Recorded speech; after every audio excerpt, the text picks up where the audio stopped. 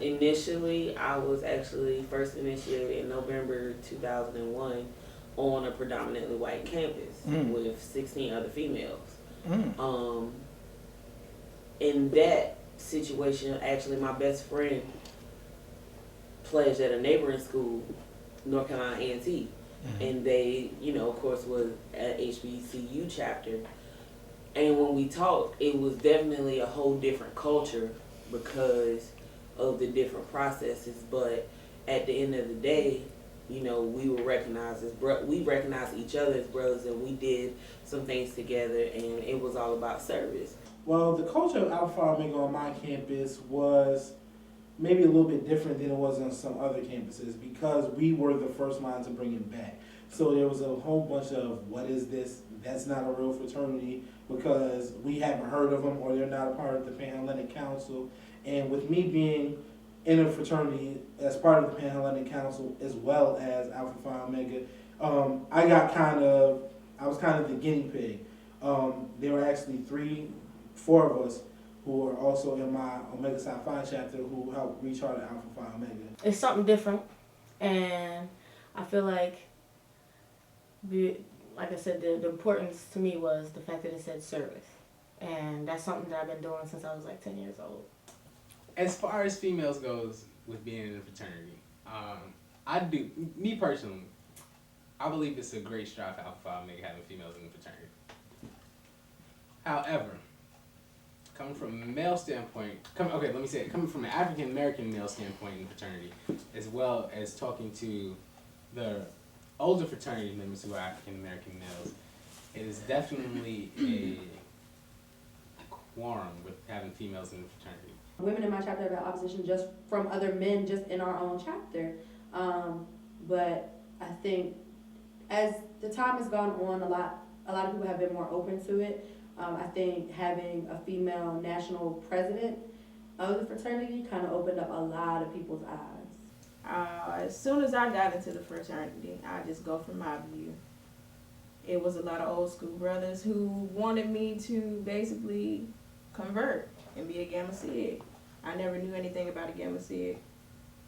I only knew about Alpha Phi Omega, and that's the interest meeting I went to, and I became Alpha Phi Omega because I could. You have several other organizations that were present at the time of females joining the organization and getting initiated into the organization because they could have joined other organizations similar to Alpha Phi Omega that had very similar purposes to Alpha Phi Omega. I try to look at stuff from everybody's standpoint. I try to think about why they would be upset.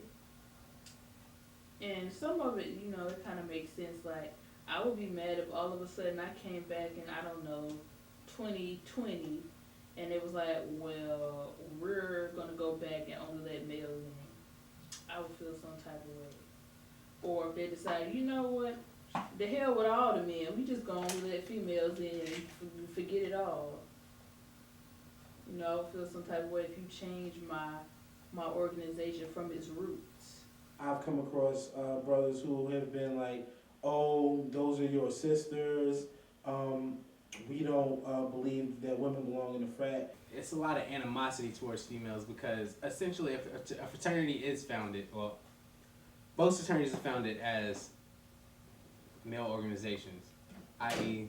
the flip of that, sororities being founded as female counterparts of that, or your female portion of an organization. Clearly, I know the same information if not more.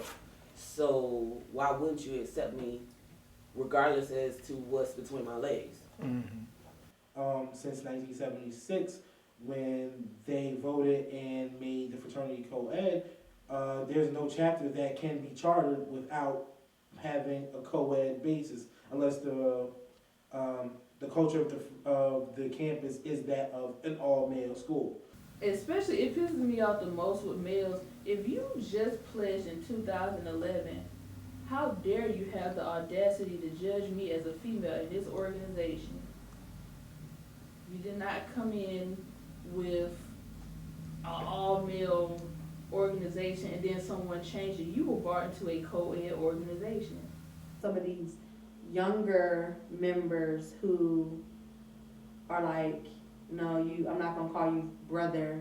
As far as Alpha Phi Omega being, integrated with both, I think it's a good thing. And it hasn't necessarily been embraced by all. Your white population, your white population definitely accepts it more than your black population. Why do you think that is? I mean, primarily they just don't look at fraternities and sororities as how we do, because you gotta understand, HBCU culture is different from any other collegiate culture that you'll go into. I love Alpha Phi Omega. It's in my heart. It's in my soul. I love Alpha Phi Omega, and nobody can take that from me. Nobody can take my process away from me. You can't take my knowledge away from me either.